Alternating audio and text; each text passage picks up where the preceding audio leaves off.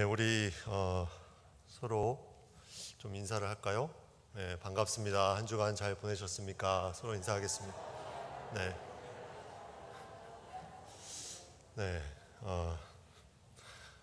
우리가 종에 대해서 오늘 좀 나누기로 하는데, 종하면 떠오르는 게 무엇일까요? 우리가 치는 종이 아니라 노예, 그 종을 말합니다. 미국에 노예 제도가 있었죠. 우리나라도 그 고려시대, 조선시대에 이 종과 비슷한 신분들이 있었습니다. 그러니까 노비라고 이제 했던 신분들인데, 성경에도 보면 이스라엘 백성들이 애굽에서 종살이를 했죠. 그리고 로마도 정복하고 그 땅을 노예 제도를 만들어서 다스렸던 그런 기록들이 있습니다. 종인 삶은 어떤 삶일까? 종하면 떠오르는 것이 무엇이 있습니까? 우리가 최근에는 이 노예 제도가 있는 나라가 없죠. 지금은 신분적으로 인도 같은 나라가 이렇게 나눠지긴 했지만, 노예 제도를 가지고 있는 나라는 이제 이 지구상에서 사라졌습니다. 그런데 우리가 종에 대한 부분을 이 성경에서는 자주 접하게 돼요. 이 종이 무엇일까? 우리가 종에게 먼저 없는 것이, 부족한 것이 무엇일까 한번 생각을 해보면 좀 알 수 있을 것 같습니다. 종에 부족한 것이 뭐냐면, 종은 자유가 부족하죠. 질문도 안 했는데 답을 막 주시네요. 감사합니다. 자유가 부족합니다. 종들에게는 무언가 주인이 시키는 범위 내에서 먹고 자고 생활하는 반경이 정해져 있습니다. 자유가 그 안에 제한되어 있는 거죠. 그리고 또 하나 부족한 것이 있습니다. 그게 무엇일까요? 종은 사랑하는 마음이 부족합니다. 이거는 좀 깊이 생각해 봐야 돼요. 왜냐하면 종은 시키는 것을 하기에 바쁘기 때문에, 누군가를, 여기서 말하는 사랑은 배려하거나 그 사람을 도와주거나 섬기려고 하는 그 마음을 갖기가 쉽지 않은 게 종의 신분이죠. 근데 오늘 본문의 말씀을 보면 이 자유와 사랑을 가진 너희가 종이 되라, 이렇게 말씀하고 있습니다. 아니, 종은 자유와 사랑이 없는 제한된 사람들이 종인데, 왜 성경은 자유를 가진 우리가, 사랑이 풍성한 하나님을 믿는 우리가 왜 종이 되어야 하나? 우리가 먼저 자유에 대해서 좀 생각을 해볼 필요가 있습니다. 이 자유가 무엇일까? 우리가 일반적으로 자유 하면은 이제 하고 싶은 대로 하는 그 마음을 자유라고 보통 얘기를 하죠. 그래서 요즘에는 학원을 많이 다녀서 잘 모르겠는데, 예전에는 방학을 하면 뭐라고 말합니까? 이제 자유다. 그러면 학교 다닐 때는 자유가 아니었다는 걸까요? 거기서 말하는 자유는 무엇일까요? 내가 매인 무엇인가로부터 이제는 그 매이지 않고 무언가를 할 수 있다는 그 자유, 그 자유가 그들 마음속에 일어났다는 거죠. 그래서 이러한 자유가 있습니다. 근데 이 자유는 잘못 사용하다 보면, 계속해서 내 방식대로 내가 하고 싶은 대로만 하다 보면 방종이 되는 거죠. 다른 사람을 고려하지 않고 제멋대로. 그래서 눈엣가시가 되는 경우들이 너무나 많이 있습니다. 또 하나의 자유의 모습은 무엇일까? 또 하나의 자유의 모습. 이것은 내가 의지를 가지고 무언가를 하는 자유입니다. 이건 목적을 가지고 하는 자유입니다. 예를 들어서 자원봉사를 할 수 있죠. 자원봉사, 재능기부. 이건 특별히 안 해도 돼요.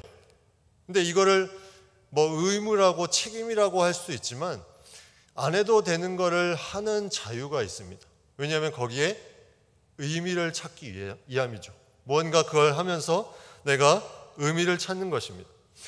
인간은 사회적인 관계성 속에 있기 때문에 이러한 후자의 자유가 오히려 더 인간적이고 사회적이죠. 내 마음대로 한다는 자유보다 무언가 사회 속에서 내가 다른 사람에게 도움이 되고 도와주고 의미가 있는 자유를 할 수 있다는 것.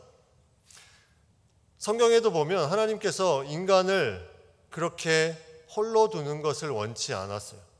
그래서 인간을 창조하시고 저 인간이 혼자 사는 것이 좋지 못하니 하면서 다시 그의 아내를 창조합니다.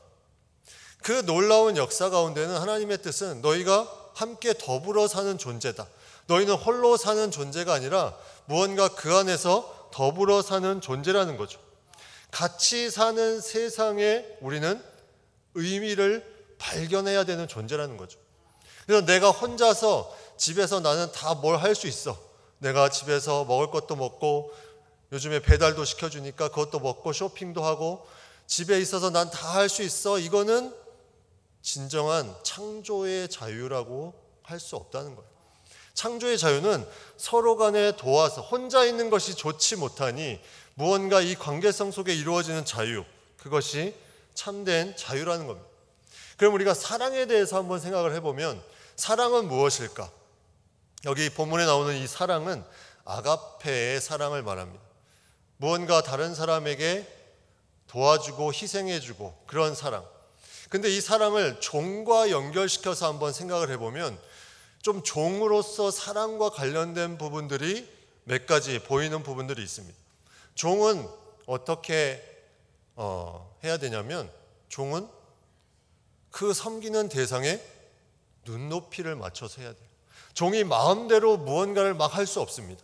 종은 자신이 섬기는 그 대상의 눈높이에 맞게 자신이 거기에 열심을 내서 주인이 시키는 것을 하는 거죠. 이 눈높이에 맞지 않는 것을 하면 이것이 제대로 전해지지 않으면 아무리 사랑을 베푼다고 해도 좋은 일을 해도 그것이 제대로 전해지지 않습니다. 지난 4월 20일은 장애인의 날입니다.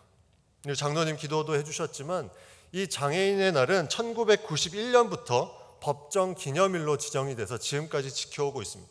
우리나라의 장애인이 자그마치 263만 명 등록된 장애인 수가, 그러니까 20명 중에 1명은 장애인이라는 거죠. 주차장에 20대 중에 1대는 장애인을 위한 주차장이어야 된다는 것입니다. 근데 최근에 뉴스에서 우리가 장애인들의 모습을 많이 보게 됩니다. 물론 장애인의 날에 대한 부분도 같이 겹쳐서 그런 부분도 있지만 그들이 그 모든 것을 외치는 음성이 무엇입니까? 우리가 정말 원하는 것에 있는데 왜 그것을 해주지 않냐? 실제로 그 20일 날 뉴스를 보니까 정말 심각한 뉴스들이 많더라고요. 어떤 부분이냐면 옷을 하나 사러 갔는데 장애인이 그 옷을 갈아입어야 되는데 한번 입어봐야 되는데 입기 위해서 턱이 있어서 가지 못하고 거기 피팅룸에 들어갔는데 입을 공간이 너무 부족한 거예요. 옷 하나 사기 어렵습니다. 그리고 우리가 그 코로나 시대에 자주 사용했던 무인 단말기, 키오스크, 그것도 너무 높아서 사용할 수 없어요. ATM기도 마찬가지입니다. 이런 현상이 왜 나타났을까요? 장애인들을 생각하지 않아서일까요? 아니에요. 장애인들 많이 생각합니다. 그런데 그들의 눈높이에 맞게 생각하지 않는다는 거죠. 그냥 행정상으로. 그래서 이러한 부분들이 서로 어긋나는 거예요. 우리가 잘 아는 이솝우화가 있습니다. 여우와 두루미.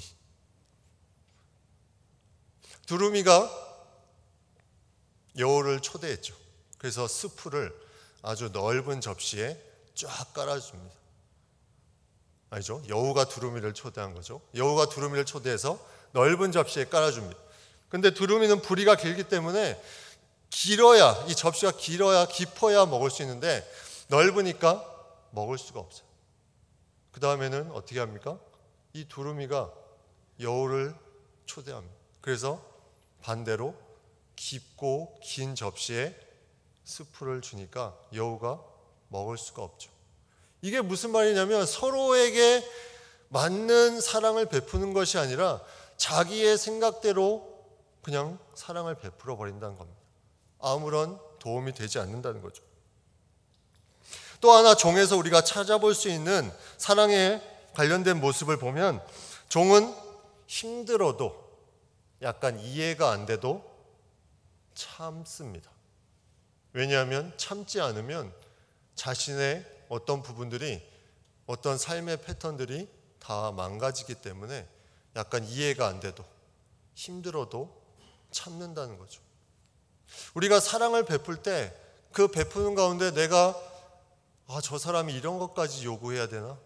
내가 이런 것까지 해야 되나? 하는 순간에 그 모든 진행됐던 사랑들이 다 깨지기 시작합니다. 종이 마땅히 해야 될 부분들을 가지고 열심히 자신이 이해가 되지 않아도 했던 그 부분들, 그것이 어쩌면 우리가 해야 되는 사랑일 수도 있다는 생각을 해보는 거죠. 그리고 종은 대가를 바라거나 그 결과에 대해서 협상을 하지 않습니다. 내가 무언가를 했다고 더 달라거나 협상할 수 없다는 거죠. 사랑도 마찬가지예요. 내가 사랑을 베풀었다고 그 대가에 대해서 내가 요구하거나 이것이 득인지 실인지 따져본다는 것은 진정한 사랑이 될 수 없다는 것입니다. 우리는 이러한 자유와 사랑에 대한 부분을 일반적으로 고찰하면서 그러면 우리가 가지고 있는 자유는 무엇일까? 우리가 정말 가지고 있는 자유는 그냥 내가 하고 싶은 대로 하는 자유? 물론 이거는 아니겠죠. 그러면 내가 의미 있는 무언가를 하는 자유? 그거일까요? 우리가 가지고 있는 자유가 그 정도로 그친다면 성경은 그렇게 종처럼 살라고 말하지 않았을 것입니다. 영국의 신약학자인 톰 라이트라는 학자가 이런 말로 자유를 말했습니다. 새로운 제3의 자유가 있는데 그것은 바로 갑절의 자유다. 그 자유는 하나님이 메시아 예수 안에서 성취하신 새로운 출애굽을 통해 석방됨으로 갖는 자유이다. 이 자유는 제3의 자유인데 그 앞에 언급한 두 개의 자유가 아닌 제3의 자유인데 이것은 갑절의 자유다. 왜냐하면 하나님이 메시아 예수 안에서 성취하신 새로운 출애굽을 통해 석방됨으로 주신 자유라는 거죠. 그러니까 이스라엘 백성들이 종살이를 하다가 몸이 해방되어서 자유함을 얻었는데 우리가 갖는 자유는 그 정도 차원이 아니라 죄에 매여 있는 죄로 향하는 그 몸에서 다시 그 죄로부터 벗어나게 하는 영적인 출애굽으로 인해서 그 자유함을 누릴 수 있는 그 자유, 그것을 우리에게 주셨다는 거죠. 오늘 성경은 13절에 보면 이렇게 말씀합니다. 형제들아 너희가 자유를 위하여 부르심을 입었으나 그러나 그 자유로 육체의 기회를 삼지 말고 오직 사랑으로 서로 종노릇하라. 자유를 위하여 부르심을 받았다. 자유를 누리도록 부르심을 받았다는 거죠. 우리는 그만큼 넘치는 자유가 있다는 거예요. 너무나 많은 자유가 우리 안에 있습니다. 그전에는 못 느꼈던 자유. 그 자유가 있는데 이 자유를 어떻게 쓰라고 합니까? 그러나 그 자유로 육체의 기회를 삼지 말라. 다시 죄의 종으로 가지 말고 그 자유로 하나님이 기뻐하시는 곳으로 네가 이 자유를 사용하라는 거죠. 다시 육체의 기회로 가지 마라. 로마서 6장 6절 말씀에 이러한 말씀이 있습니다. 우리가 알거니와 우리의 옛사람이 예수와 함께 십자가에 못 박힌 것은 죄의 몸이 죽어 다시는 우리가 죄에게 종노릇하지 아니하려 함이니. 우리가 다시 죄에게 종노릇하지 않게 하기 위해서 예수님께서 십자가에 못 박히셨다. 우리는 이 자유, 갑절의 자유를 가지고 있다는 거죠. 근데 이 자유를 제대로 깨닫지 못하면 이것을 제대로 사용할 수 없습니다. 단지 내가 할 수 있는 것을 하고 또 의미 있는 일을 하는 것에 그치는 그 자유로 끝이 돼버리는 거죠. 근데 오늘 본문은 이렇게 말씀합니다. 이 자유로 너희는 무엇을 해야 되냐면 사랑으로 서로 종노릇하라. 자유와 종노릇은 너무나 어울리지 않습니다. 어떻게 자유를 가진 사람이 종노릇을 할 수 있습니까? 어떻게 자유롭게 사는 사람이 종처럼 살 수 있습니까? 근데 성경은 말씀합니다. 너희가 이 자유를 가지고 있으니 사랑으로 종노릇하라. 하나님이 이 세상을 만드실 때, 우리를 만드실 때 하나님 우리를 종으로 만드셨어요. 하나님께서 이 세상을 만드실 때 우리를 종으로 만드시고 아름다운 동역을 하기를 원하셨어요. 그래서 아담에게 동물을 끌어오시니 아담이 그 동물에게 이름한 자가 그 동물의 이름이 되었다. 하나님과 아름답게 동역하는 하나님의 종이었어요. 근데 이 하나님의 아름다운 동역하는 종이 죄를 범하면서 죄의 종으로 바뀌어 버렸습니다. 근데 예수님을 통해서 그 예수님을 믿는 순간에 다시 우리가 종이 된다는 거예요. 이 종권이 회복된다는 겁니다. 원래 종이었는데 죄로 인해서 다른 것에 매여 있다가 다시 참된 종으로 회복된다는 거죠. 그래서 바울은 계속해서 자신을 뭐라고 말했냐면 나는 그리스도의 종이다. 나는 예수의 종이다. 이 종. 왜 우리가 종 노릇을 해야 될까? 과연 하나님의 뜻은 어디에 있을까? 왜 하나님은 이렇게 어렵게 살게 우리를 만드셨을까? 그래서 신앙이 어려운 게 아닐까? 어떻게 자유를 가진 우리가 사랑으로 종노릇하라고 할 수 있을까? 근데 이 부분은 어쩌면 믿지 않는 사람들이 더 잘 알고 있습니다. 왜 그렇습니까?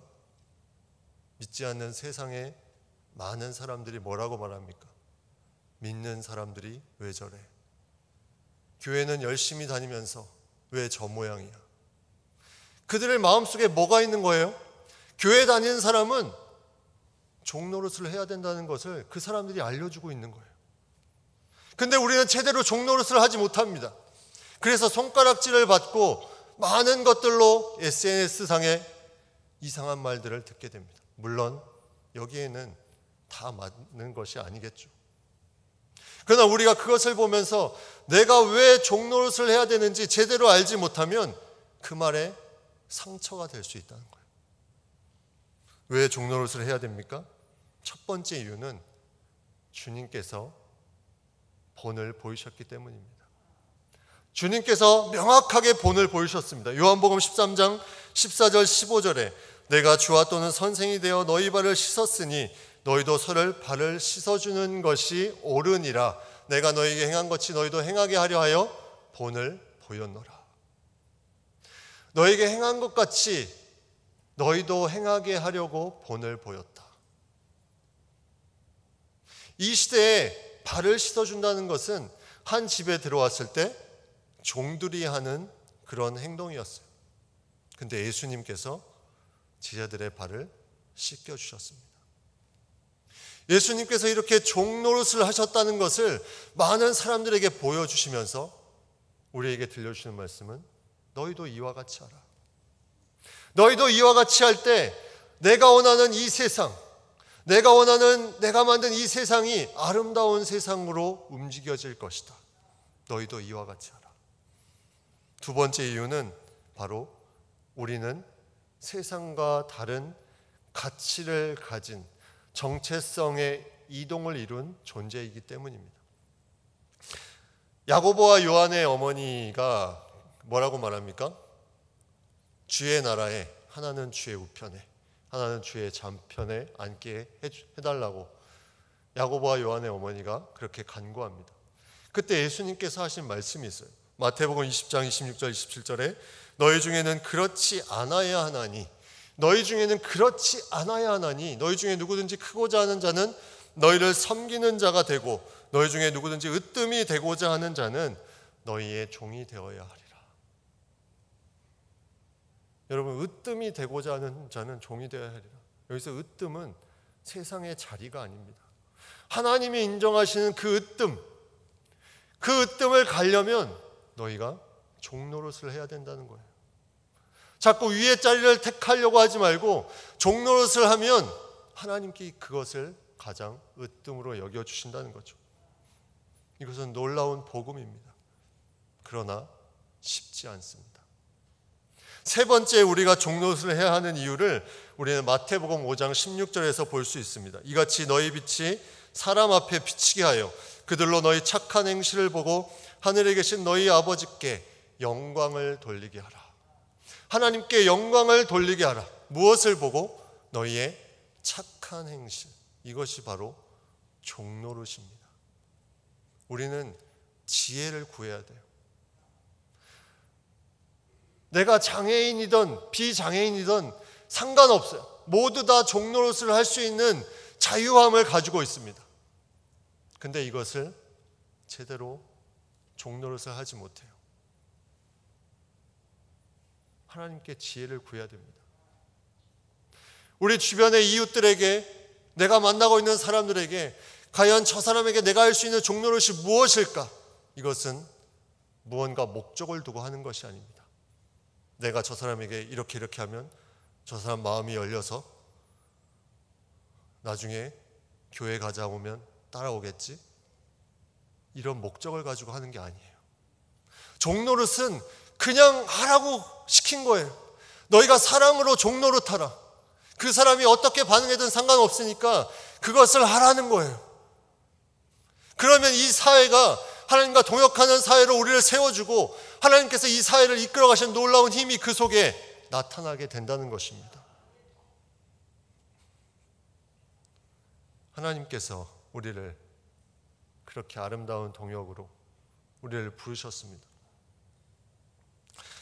예수님께서는 우리의 모든 것이 하나님과 깨어진 관계의 회복을 위해서 이 땅에 오시고 관계를 회복시켜 주셨어요. 죄로 인해서 단절됐던 우리의 죄에 묶여진 부분들을, 공중에 권세 잡은 자를 따랐던 우리의 모든 것을 자유롭게 해주셨습니다. 이것을 내가 먼저 깨닫지 못하면 우리는 종노릇을 할 수 없습니다. 그 자유함을 깨닫지 못하면 우리는 여전히 나의 자리를 차지하려고 합니다. 고린도전서 7장 22절에 주 안에서 부르심을 받은 자는 종이라도 주께 속한 자유인이요 또 그와 같이 자유인으로 있을 때 부르심을 받은 자는 그리스도의 종이니라. 아무리 종의 신분이라도 그리스도를 만나면 그 사람은 자유인이요. 너희가 자유인이라도 부르심을 받은 자는 그리스도의 종이다. 이 자유와 종, 이 두 사이에 우리는 왔다 갔다. 그러나 이쪽이 강하면 이쪽이 약해지는 것이 아니라 놀라운 사실은 자유가 많으면 많을수록 종노릇을 많이 할 수 있다는 거예요. 그 자유를 내가 풍성하게 경험하면 경험할수록 내가 할 수 있는 종노릇이 점점 많아진다는 것입니다. 종노릇하면 우리가 약간 거부감이 느껴져. 내가 왜 종노릇을 해야 돼? 근데 이걸 아주 아름답게 순화시킨 단어가 있습니다. 뭘까요? 섬김. 네.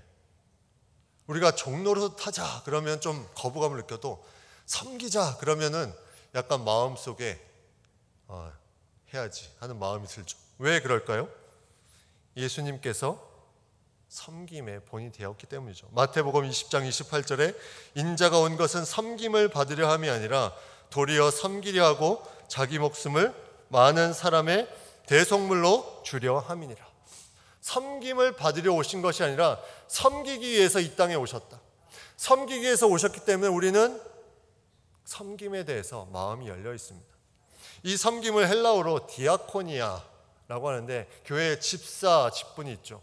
집사 직분이 바로 이 단어에서 파생된 단어입니다. 디아코노스. 처음에 이 디아코노스는 시중드는 자, 종처럼 섬기는 자 이런 뜻을 가지고 있어요. 근데 교회 직분으로 와서 봉사하는 자, 섬기는 자.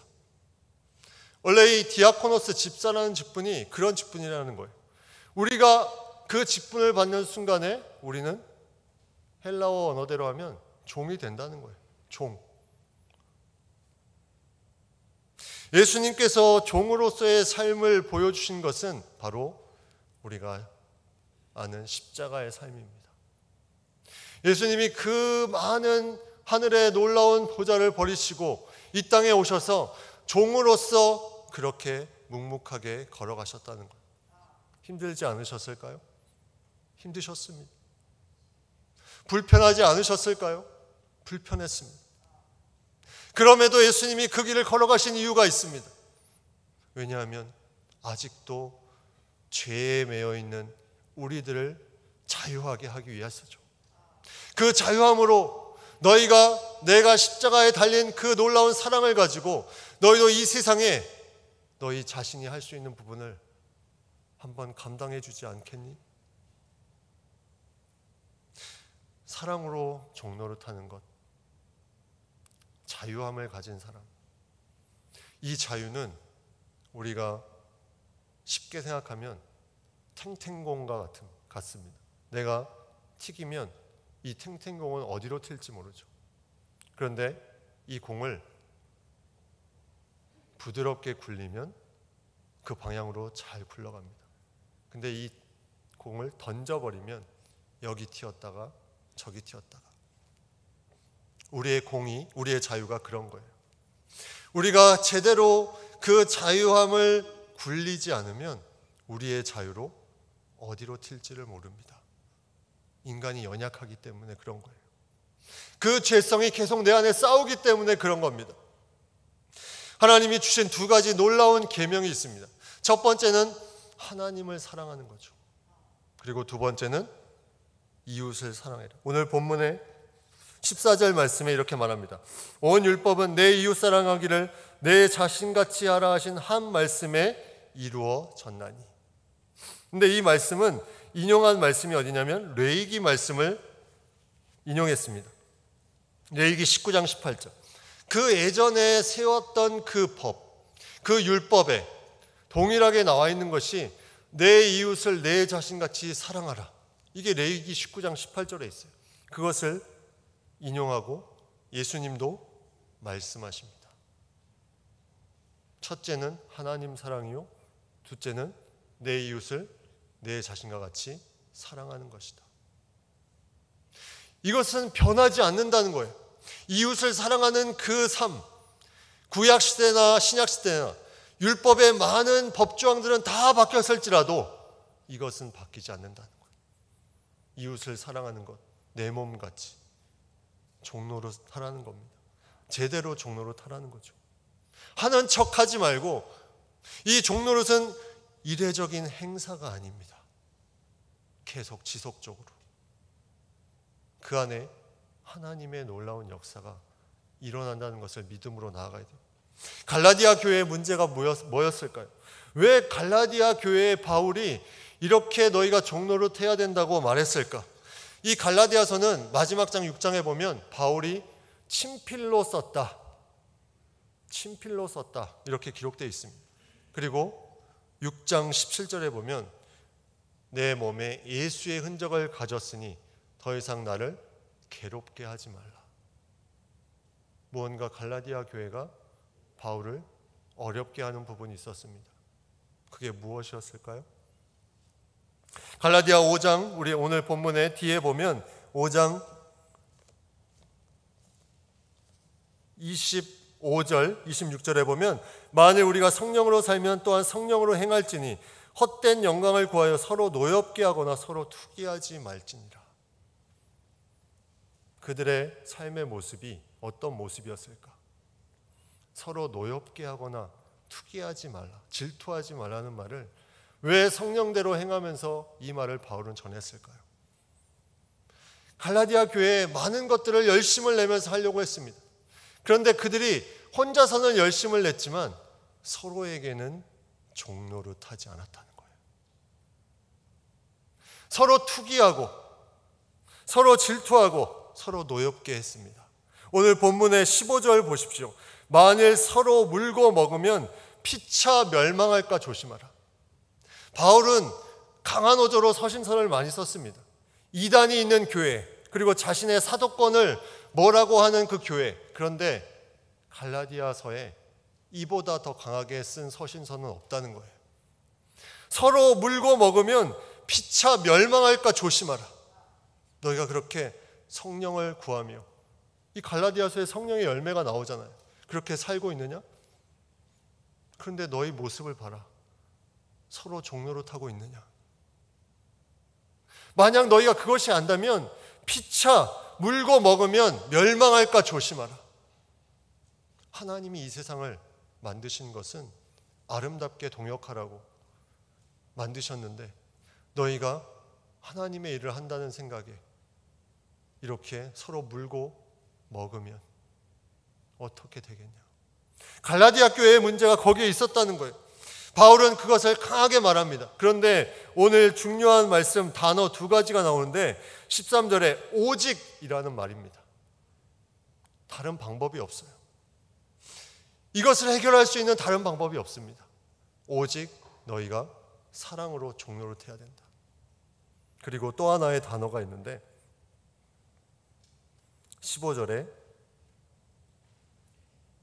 13절에 나오는 서로라는 단어입니다.